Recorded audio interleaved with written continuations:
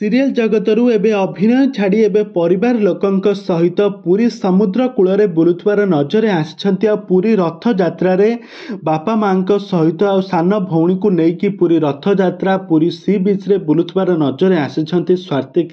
तेबे दर्शक बंधु आपण माने स्वातिक को तो बेस भल भाव जानिथिबे। नुआ बहु सीरियल स्वातिक एवं राधिका क्यारेक्टर को तो आपण माने समस्त जानिथिबे।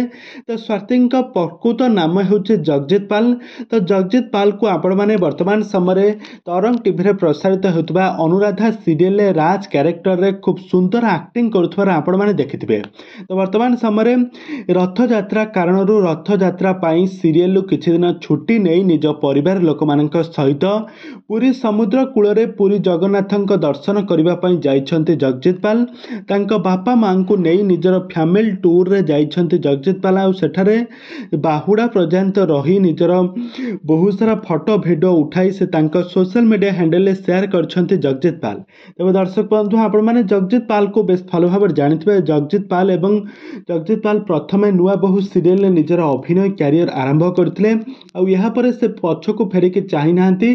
सेठारे तांको बहुत भल पाइबा मिलिथिला, बहुत लोकप्रियता हासिल करथिले। सेठारे राधिका स्वातिक जोड़ी को सारा ओडिसा दर्शक माने आज पर्यंत भी भूली पारि नाहंती।